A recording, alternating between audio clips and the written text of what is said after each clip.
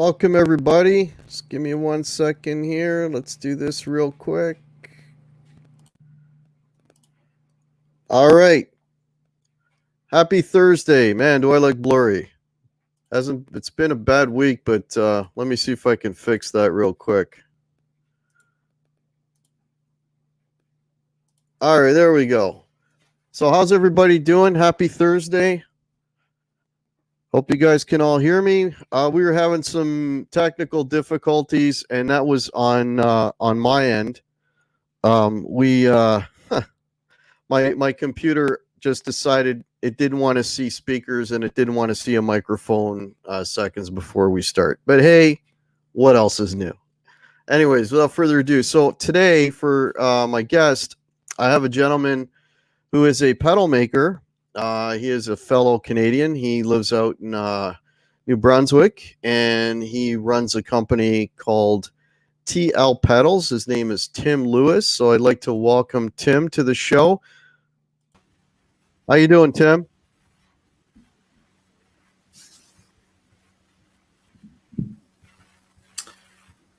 Hey, man, how's it going? Not too bad. Okay, so let me warn everybody ahead of time. So there is, aside from my technical stuff starting the show, there's a little bit of a time delay between myself and Tim. So when I ask a question, or if you have any questions, if I forward them to Tim, there's going to be a little bit of a gap. So just so everybody knows at the outset that we're, Tim can hear me, but like 30 seconds to a minute after I ask the question. So just so that everybody's aware. But before we get into the show, let me just let me welcome everybody that's coming in here. We got James Stubborn is here. Zach Thong, nice to see you. There's Dwight.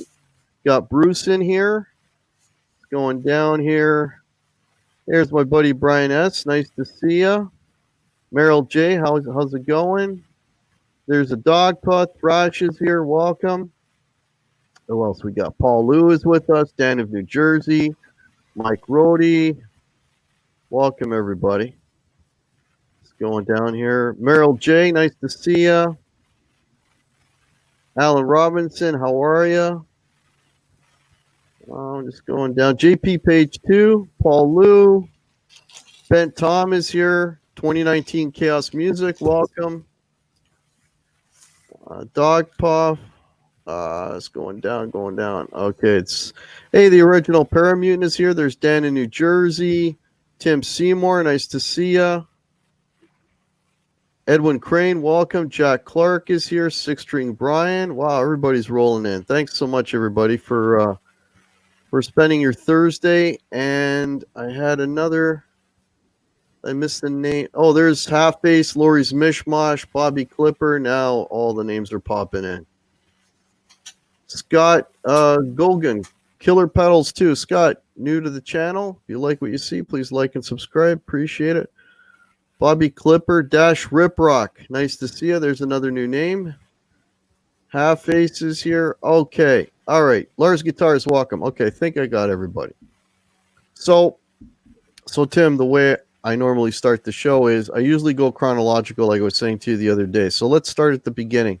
So what or who got you interested in music to begin with?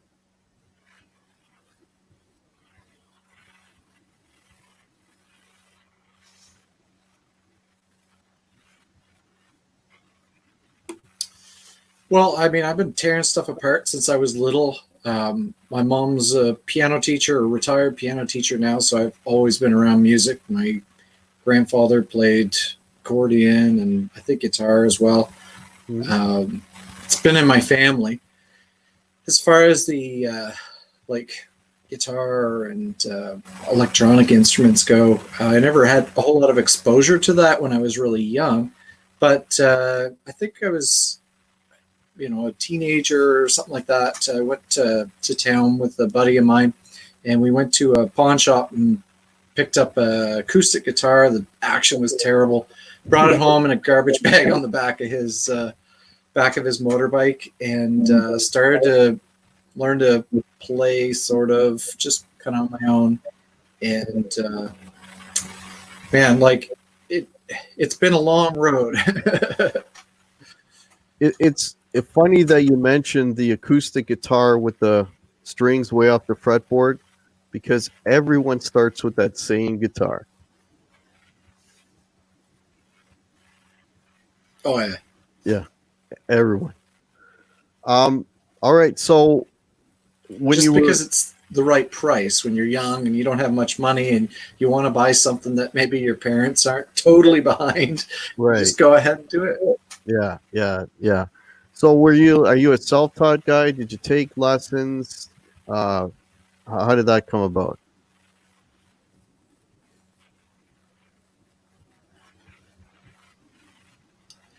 I ended up just playing bass with a few of my friends and some little, teeny band sort of thing in junior high and high school.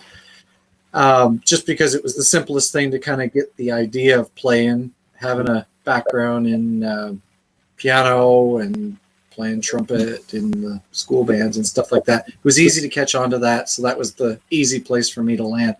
And I had, continued playing bass for, up till about, I don't know, probably 10 years ago or so. Mm.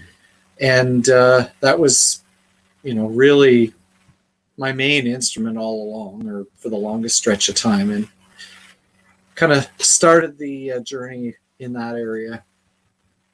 Okay, cool. And were you gigging when you were playing the bass?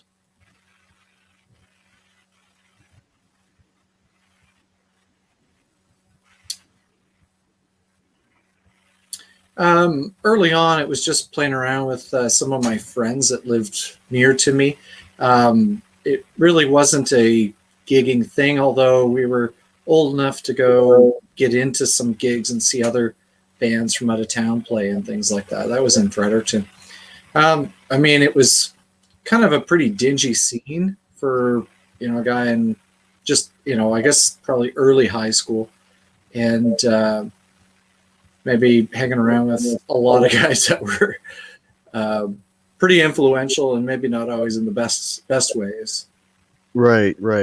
And so you said up to 10 years ago, and then you started playing guitar. So you've been playing guitar for about 10 years. And how did the wanting to tailor your tone come into that?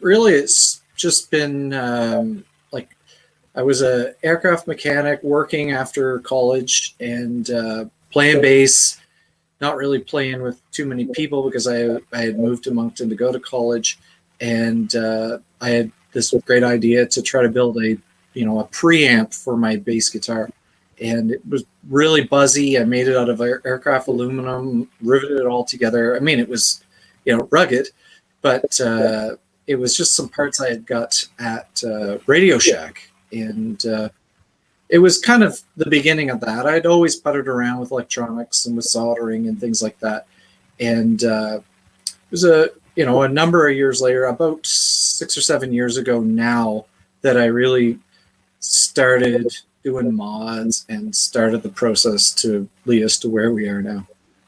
Okay, cool.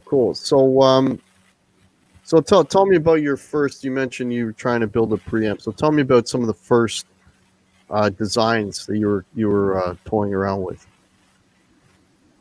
So there was no internet back then, and I have no idea where I would have got the design or the instructions for it. It must have been something they had like as a project guide or something at Radio Shack. Some of the first and designs, like a basic op amp sort of thing. And then years later, I had gone to an auction with a friend of mine, and he told me, they had some music gear there and electronics and things. And I ended up buying a whole box full of busted pedals. And I ended up going through and fixing, I think I ended up fixing every single one of them and resold them. And then I realized, hey, I can make some money at this. I paid like $20 for the box of pedals, and I think there was 10 or 20 pedals in it. So the first one was an original Electro Harmonix Deluxe Memory Man and I think I sold that to a guy in PEI for about $350. So Yeah, from $20,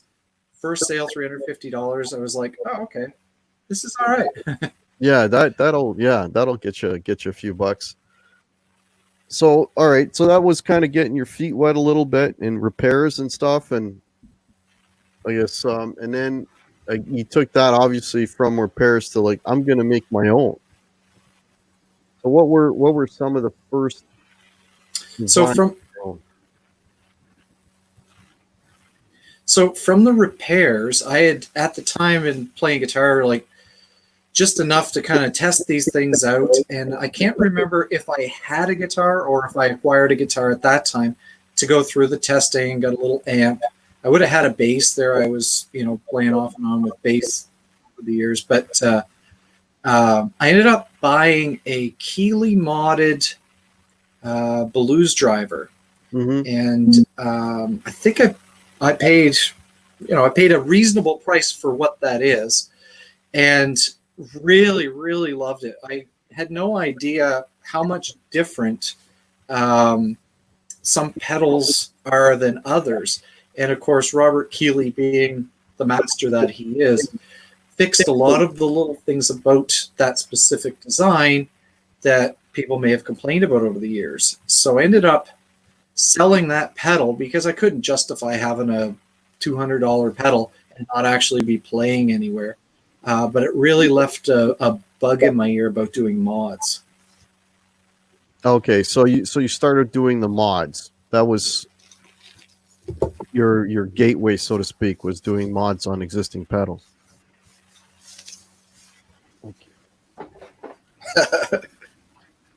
The gateway of the pedals. Oh man, I'd take one of those. Double. No, this is the dark roast regular. Here. So a 1-in-1. Yeah. Yeah. You can tell you got two Canadians on the show where we're showing off our Tim Hortons cups. Oh, Canada, eh? Oh, Canada. Yeah, so you started off with modding then, and that seems very common, right? That's where most folks start, right? It's just modding, and when you're modding, like and you're doing that from a schematic, or you don't have the schematics for these. You're just looking at it, and it's like, I'm gonna swap that capacitor, I'm gonna swap that diode, and is that kind of how your approach to it is? So I had taken electronics in high school, so I understood about reading schematics, and I understood about advanced soldering, and through my aircraft maintenance training, I knew about like protecting things from vibration and shielding and that. But as far as starting off with modding, no, I had gone online and found out what to change to make it sound right to start with. And I think because I was so impressed by the Keeley modded blues driver, I ended up going after the orange one, the DS1.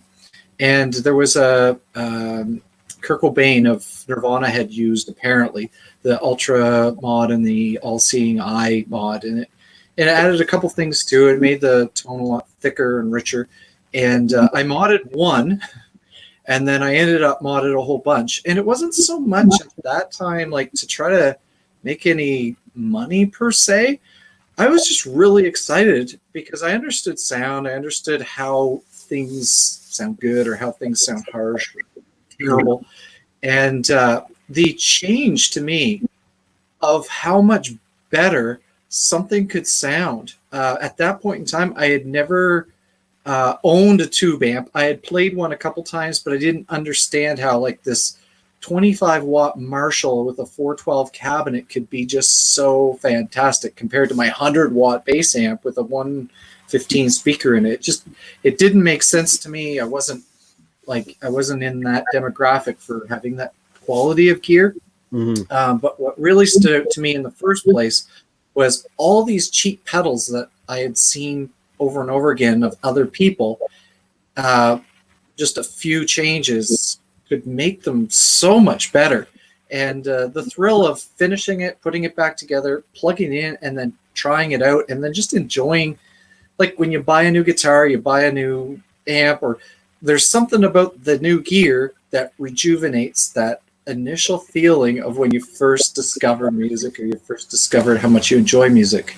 So that's really what it is. And I still get that to this day. I put a pedal together, come down, plug it in, and 9 times out of 10, it works perfectly when I first plug it in. And it's just like that same reward. You did something with your hands, and you made something good, or you made something better. And I like that. Oh, that's awesome. That's great. Excuse me. That's great. So, what was the first pedal that you decided to put your name on? So I had gone from modding the DS1 with the Keeley mod, or at least the Keeley mod that I had found on the internet, to modding. There was a Joyo pedal that was a copy of, I think it's the Crunchbox, the Ultimate Drive. It's the one with the big, it's black pedal with the red like demon face on it, sort of thing. There was a mod for that which changed. I can't even remember now. I ended up pulling the guts out of it, and I would repaint it. I called it the Pinky, and repainted it in a sparkly pink. Put decals from Walmart or the dollar store on it, clear coated over those, Right. And that was the step between modding something that still stayed the color it was to coming up with something completely original. And from there, I was redoing those, and I think I did 15 or 20 of those just over and over again because I was happy with how they sounded. I was able to buy those pedals even new at a reasonable price and then mark them up a little bit for my work, and the people that bought them seemed to be quite happy with them. I took the LPD, or not the LPD. I'm getting Lawrence Petros designs in my head so much lately that it was the LPB booster of Right. Electro Harmonics. So I went from modding that as a treble booster to building that circuit on strip board in an enclosure that I painted myself. So originally the TPB, the treble power booster, which was a takeoff of the linear power booster by Electro Harmonics. Very simple circuit, single knob, but lots of headroom and super clean. Cool. So this is leading me to the question: is there a pedal that you literally from scratch put together, designed, put together, that's got your fingerprint all over it? From beginning to end, no. There's so many really, really good building blocks, so to speak, Right. that generally, if I'm going to start like towards a chorus, I have the Angel Choir chorus. I'm going to take the building blocks as something that's already in existence, at least for now anyway, and come up with a mod that sounds better in a few different ways, make it even more versatile than the original, and go with that. The circuit boards, I'm able to design and have those manufactured custom, and that was a big step. But as far as completely original circuit from square one, no, not yet. Yeah, well, what you said was interesting about the blocks, because I mean, dirt pedals are fundamentally all going to have the same, roughly going to be the same circuit, right? So there is, there is some sort, how would I put it, sort of a foundation there to begin with, and then it's just a matter of how you tweak it or mod it, and then make it into something that you like, or something that's more versatile than the original, right? The other side of it too is even with those original Joyo pedals that I was modding, my intention was because, to me, looking at it, the wiring was disgusting. So the idea was to apply what I had learned in the aviation industry as far as how solder is applied or how wiring is routed so that it doesn't vibrate over time and come loose, or jacks or switches. They have a lock washer and a check nut or something to that effect, to apply some of those principles to make the pedal build itself more reliable, because there's some really, really good, inexpensive pedals made in Asia you can plug in and play. But if somebody's going to spend another little bit of money and get something that's going to be ultra reliable, then not only do they have something that sounds good when it's on, but hopefully they have something that's going to last and not leave them hanging somewhere, right? Yeah, well, you bring up a good point, because that's sort of the risk, if you will, that you take when you buy something, like a lower priced version of another pedal. Like, I'll use this as an example. I have a pedal that is a Timmy Klon, and it's by a company called K-Line, which they make some really inexpensive stuff. You can buy them on Amazon. I think mine was like $30 or $40. And this thing sounds fantastic. Now, I'm sure if I open it up, it'll probably look like a dog's breakfast. But the sound and the reliability, I guess I'm lucky with this particular one, because I play, well, not now. I used to before all this stuff happened. And I gigged that thing, I don't know how many times, and it never let me down. But that's always the risk that you take, right? And usually it'll be an input jack that'll go, or it'll be the foot switch that'll go, and the LED light. Those are the three. Yeah, I've seen foot switches come apart and done repairs for people before, that the wiring on the jack itself has come apart. The wire I use is tinned multi-strand 22 gauge wire, and most of the wiring from the pedals that we're getting out of Asia have half that. Like, the wire is more fine than that, and it's just, there's a whole nother aspect of it too. And without sounding political, I posted on my homepage on my website at one point in time a picture of a robot on there, and the question, who's building your pedals? And the thing about it is, this isn't something that I'm trying to do to replace my income or to get rich or anything that way. That's why, if somebody's run into a problem, I'll usually just offer to fix their pedal and send it back to them without charging them for it. It's the intention of setting people up with something that they know they can count on, that's been tweaked or that's been checked over. It's like your guitar, right? You probably know, if you don't set up your own guitars, you probably know the guy that sets your guitars up quite well, Right. or he has a good reputation.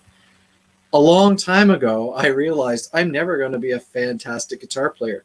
I don't need to be a fantastic guitar player. There's so many fantastic guitar players out there that will never be recognized for being fantastic guitar players, that I can serve the community in another way that I'm interested in and I'm gifted in many ways, that I can try to build something that you can get that's of value, that's going to be reliable, that's going to be built by somebody that you could trust, or somebody that you at least have heard of before, so that when you play it, it makes you value it more. Or if you do end up having to sell gear, which many of us have had to do over and over again, it's going to have intrinsic value in it that'll help you get higher value for reselling.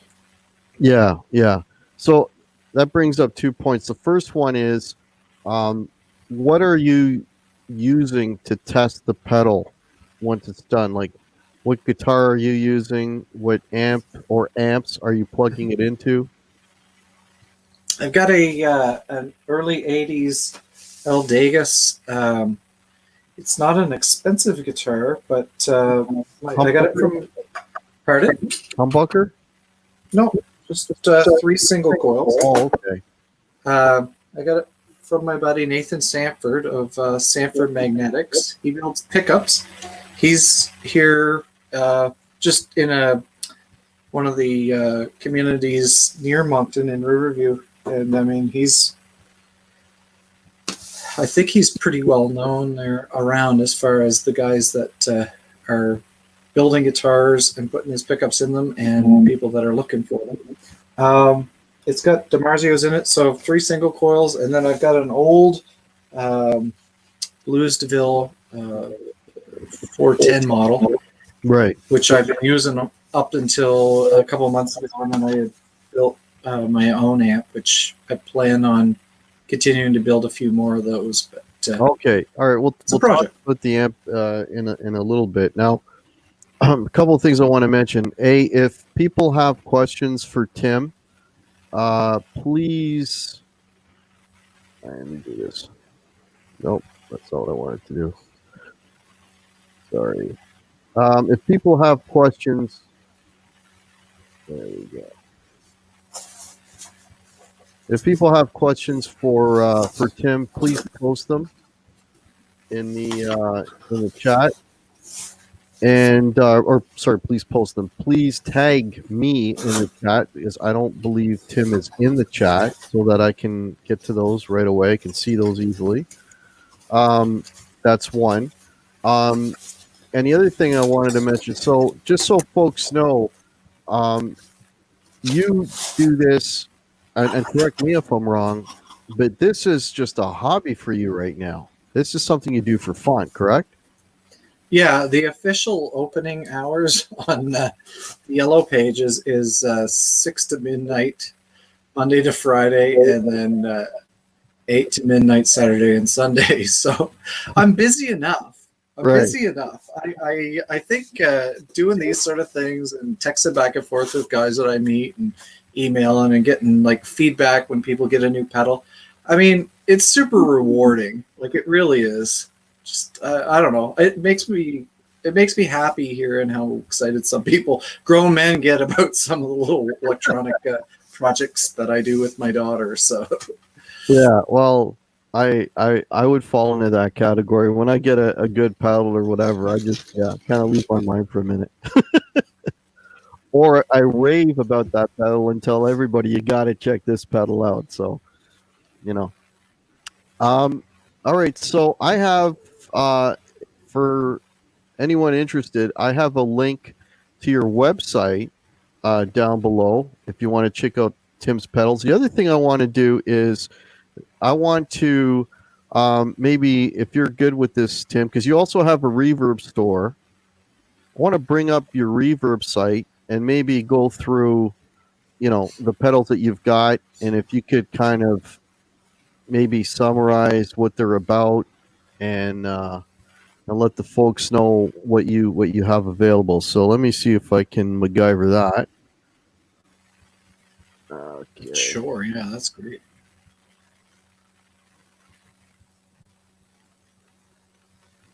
Okay, there we go. So I guess we could maybe start with the boa constrictor. So originally, being a bass player, having a really good, clean compressor was really, really important. So this started out as a bass compressor. It's an optical compressor like you experience in a lot of the studio rigs.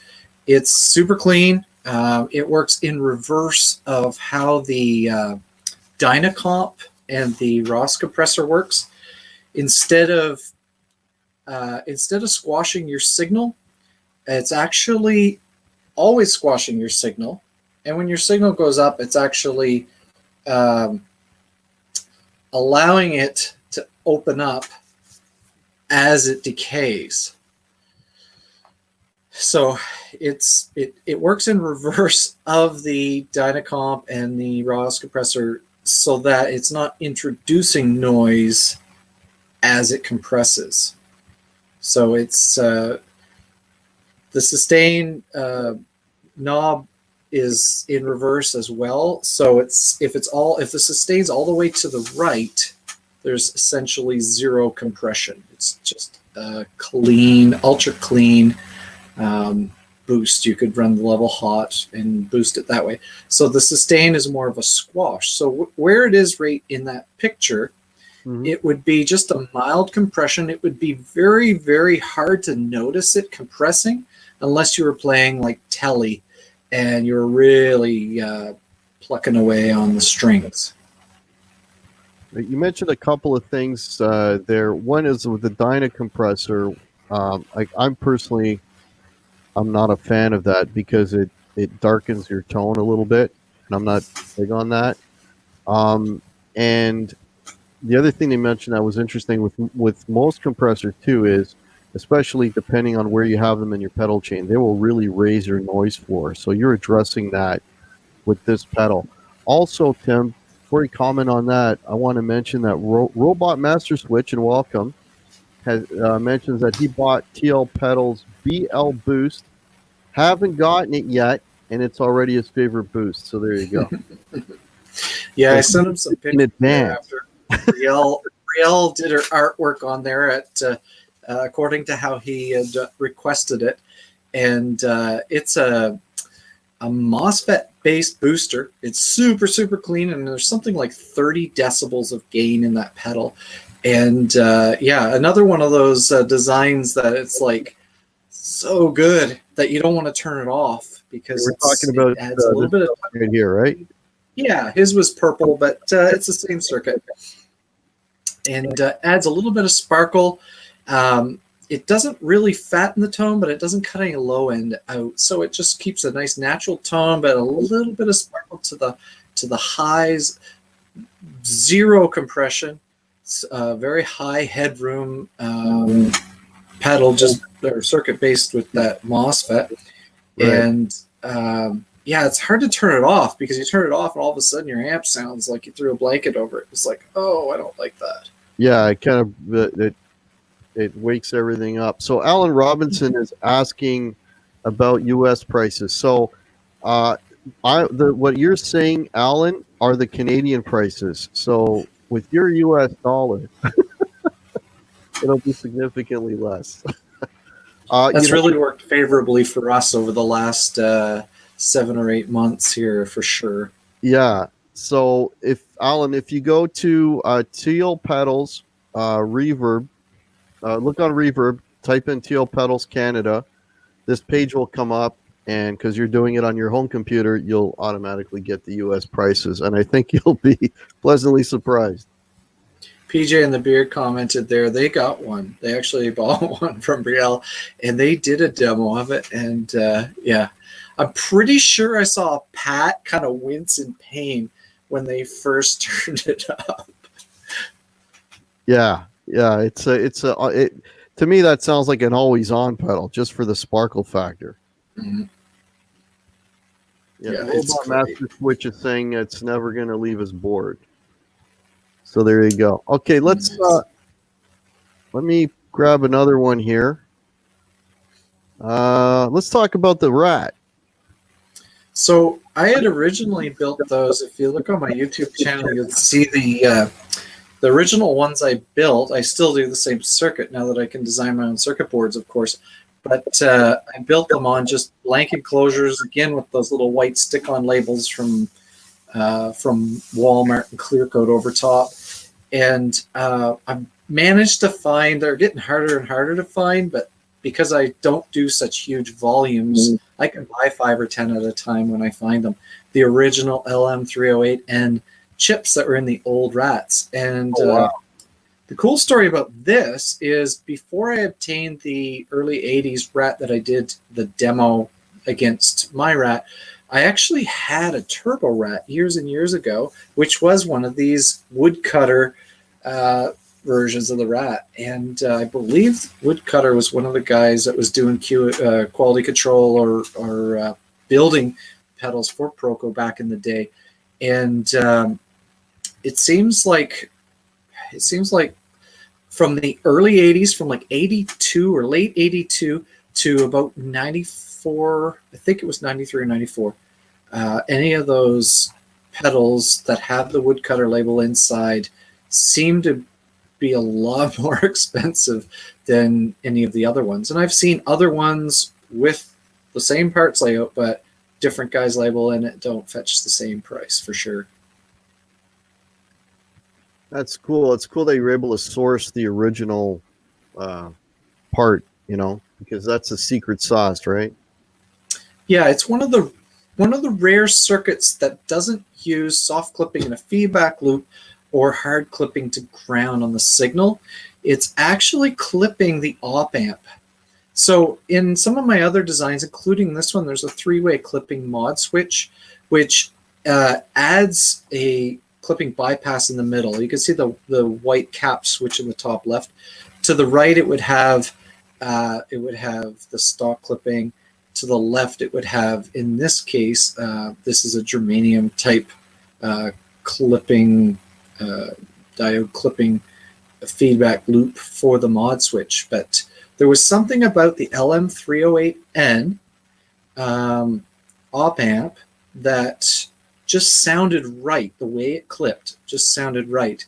And their modern replacement, it's a Burr Brown OC70 or 71.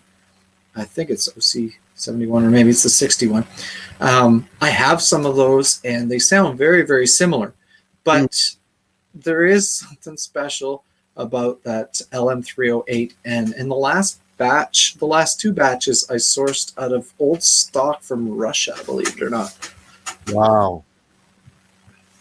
All right. Okay, we got quite a few here. Let me put it to you. Is there any pedals that you would like to bring up? I mean, I can hit the high points. The Honker and the TL808, they're both overdrives. They both have 3-way clipping switches. The 808 is based on the original Maxon 808, has the input and output buffer, so it's going to sound the same pretty much any guitar you run it through.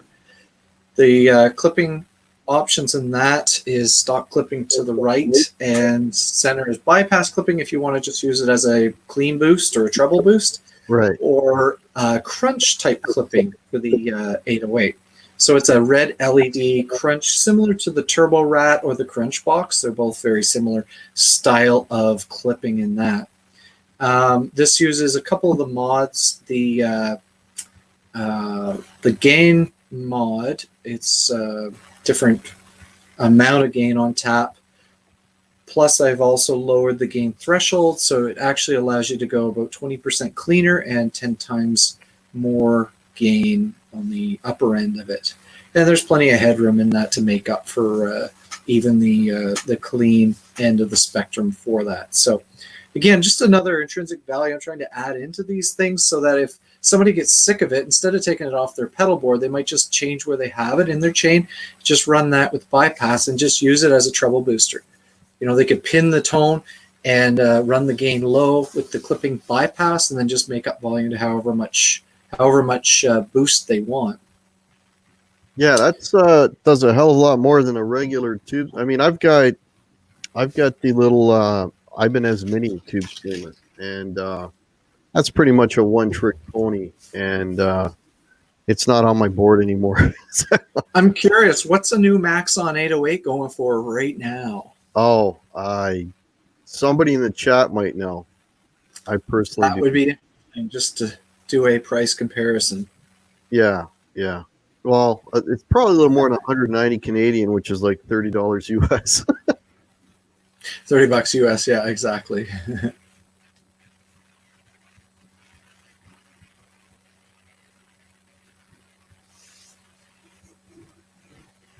Okay. Let's see. Let me go back to your page here. The Honker's the other overdrive. Very similar in spec to the 808 as far as the options. Lower gain threshold, so I can go cleaner. The 3-way clipping and 5 times the gain on the gain tap. There's no input and output buffer on that. So as far as a transparent overdrive is concerned, or just as a clean boost, this is going to be more true to the tone from your guitar. It's not buffering it going in and out of the pedal. Still true bypass, so is the 808, but the actual way this overdrives is much better if you're used to using your rolling back your volume just to clean your pedal up. So the drive at about 1 o'clock, with my guitar anyway, the drive at about 1 o'clock, I can roll my volume back just about like 2 numbers on my volume pot, and it's still about the same volume, but it's not clipping. So I think, to me, that that's a pretty easy change to make live on the fly just by rolling your volume back and cleaning things up without even switching your pickups. Right. There's a question here for you, Tim, from the dog buddies asking, please ask Tim what kind of circuits are the EH Metal Muff and TC Mojo Mojo, if he knows. I had a Mojo Mojo. I didn't like it. I found it too meaty and not real transparent. I'm not sure the circuit. It reminded me of a OCD. I don't know if it's the same circuit or not, but like just the way it sounded and the way it performed, it was more of a Marshall-esque, not real transparent. The Metal Muff would be on the other end of it. I think it's just a high gain version of their muff fuzz. So they could just change the clipping diodes from a BAT 41 to like a regular silicone diode and have that traditional style distortion, and then just have a lot more gain, similar to how I did the increased gain pot in the feedback loop for the 808 and the honker. Got another question for you from Metalhead Hippie. He's asking, Tim, how can you open up a boxy sounding solid state amp? Do tube screamers work well on solid state amps? There's only one solid state amp that I've ever really liked. It's the Redline PV Bandit. Right. Bandit. You were going to say that. It had really good high headroom on it. Yeah, either of the overdrives would sound fine on those. Really, if you want to know the truth of what I believe, I think the speaker has more to do with it than anything. If you could get yourself a decent speaker and switch it out, even in a small solid state amp, you're going to come way ahead. And like I'm talking about the low mids and the low end. There's always lots of highs. Yeah. But you want to add some meat to it there, just find you could probably find a used Celestian pulled out of a tube amp that somebody's upgraded for $100 and give that a try. Yeah. Your vintage C30. Okay, so let me look back at your let me share this one more time just to kind of wrap up the pedals here.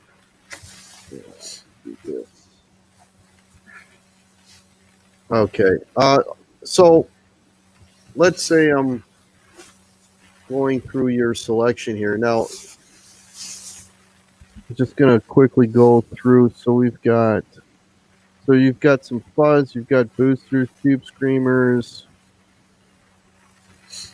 So what's currently not on there, there's a couple pedals that aren't ready to go yet. Yeah. The Angel Choir Chorus, if you just go in and click on, should be scroll down, sold listings maybe. You might be able to see some of the other ones that we've had. But anyway, the Angel Choir Chorus, it's got 2 different mods in it. It has a Vibes mod, and it actually has a Spacey mod in it as well. So it basically doubles the depth and the depth of how much the chorus goes. It's not quite phaser territory. It's not the same sort of setup, the effect, but right. It allows somebody to have another option if they get sick of exactly how the pedal sounds by itself. Choruses seem to go in stages. They're like trendy. That was the next thing I was going to ask you, because I see a lot of drives and fuzzes, and I was going to ask you if there were any modulation pedals, but you just mentioned the chorus. So, other than the chorus, is there any other modulations, or is there like maybe delays or reverbs or? Yeah, I have a reverb design. It's not my original one. If you scroll down your page, so you should be able to see sold items, and you could probably pull up a picture or sold listings on the left. Sorry. If you go back up on the left. Oh, okay. I see what you mean. Yeah. There we go. You see So that? the blue one there is the box of Hall. Okay. Yeah. Some of the parts that I put in that are a little hard to find and take a long time to get. So this is a Hall type reverb. It's made, the module I use is from Accutronics, same company that builds the spring reverb tanks for all the Fender amps and Ampeg amps. It's a pedal that was designed by a online DIY community user named Culture Jam. He released it to everybody for whatever they wanted to use it for. I've changed a bit of the voicing in it and changed the output a little bit of it so that it's a unity gain output. And then the damper mod is this Heaven Within setup. So you're allowed to just, or able to adjust the treble in the wet of the tails. And it's pretty versatile. It's much more versatile than just a spring reverb on your amp. Yeah. And it is a digital type of circuit like the PT2399 chip that a lot of guys use for like simple delays or other reverb pedals. But it uses a multiple stage setup of those. It has a bit of a modulation in it as well, but it's very subtle. You have to basically pin the reverb and the damper like all the way treble up to hear it. And it's one of those pedals that when I finish one and test it, I end up playing guitar for about an hour just because it's such a pleasant pedal. It's just, if I had one effect, that would be it. Yeah, that. I'd just play it all day long. And Hack has left the building. SD Designs, hey man. I keep knocking myself out of the stream because I got like all these tabs up here trying to share. All right, how about one last one? Is there one last one you wanted to talk about? Or we could talk about the King Klon. It was kind of the do a share screen. Hopefully I won't kick myself out again doing that. It's all good.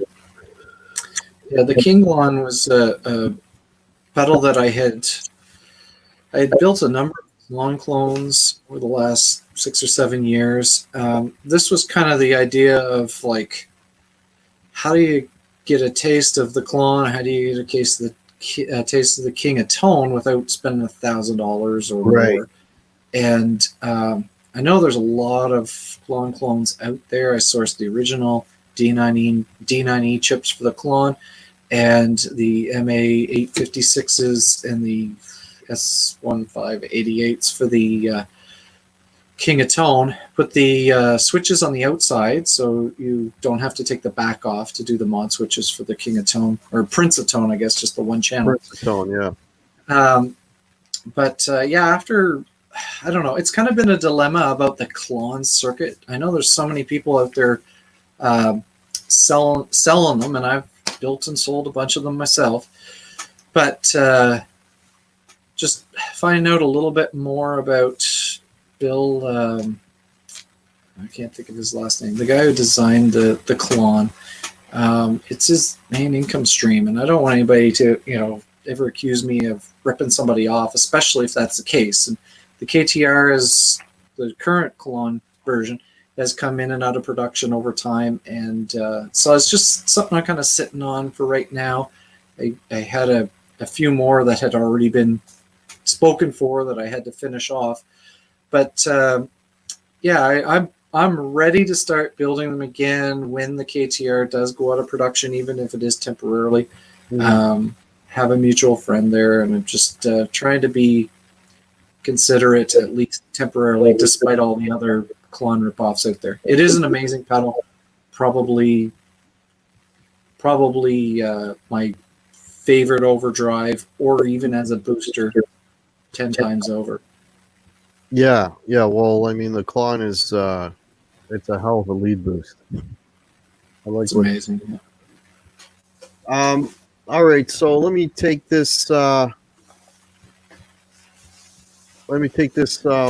to just thank everybody that's been watching. You guys absolutely rock. We've had around 40 people through most of the show.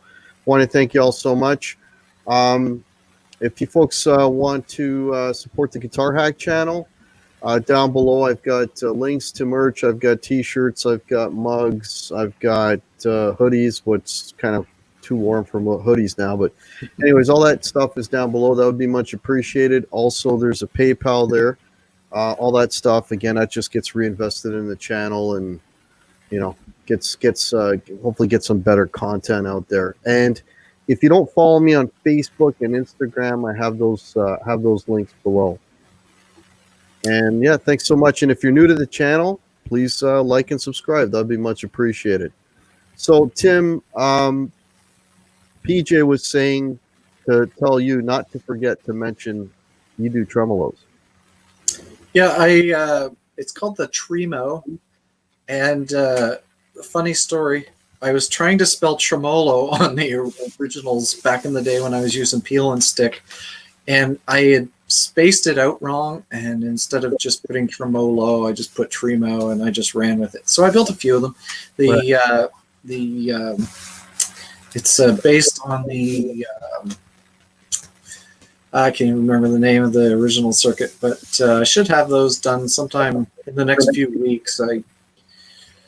I'm waiting on stuff like everybody else, so that's a bit of a challenge to stay ahead of shipping and parts and things like that. But the tremolo has a switch on it to bypass the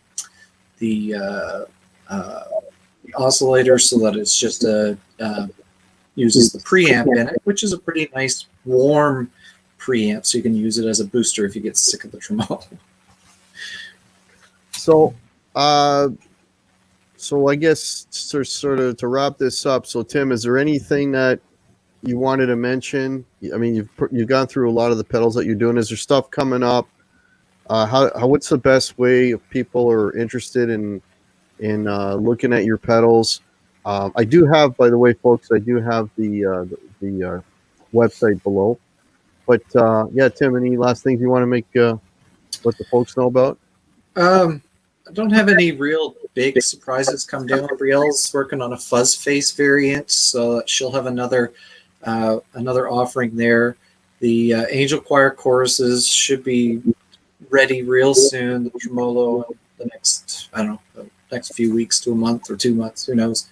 And hopefully, I've got the parts for some more amps. Hopefully, I'll be able to put some time into that. Oh, the amp. We forgot. Didn't really talk much about the amps, but yeah, that's. You know what?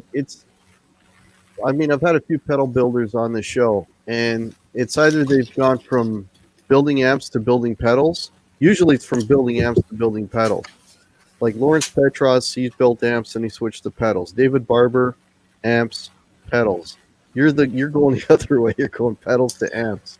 Well, building amps because I want to. I think it's super cool.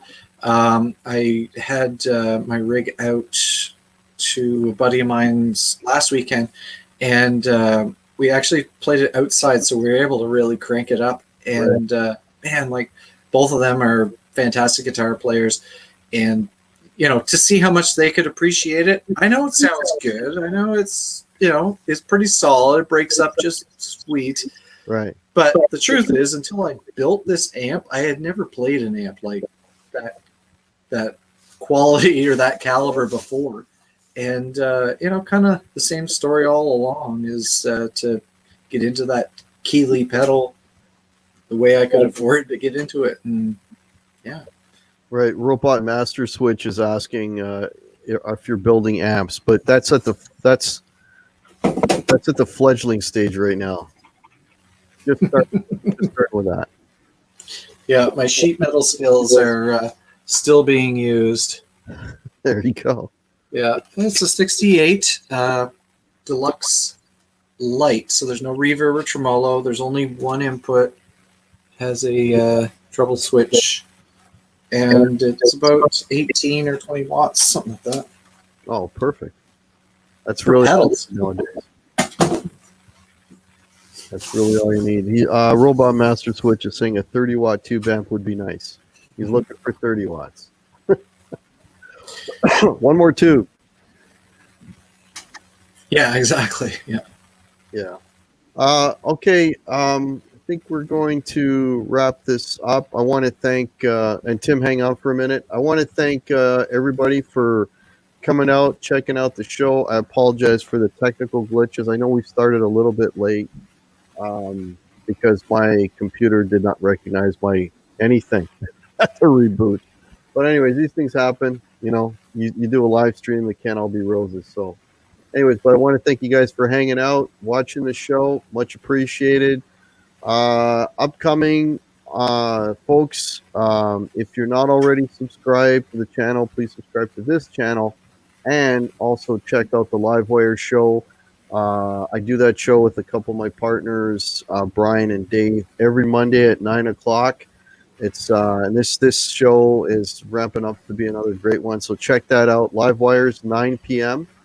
on Monday nights. And yeah. And I want to thank you all. Have a great weekend. We're almost there. You guys, thanks for watching, and see you soon. Rock on.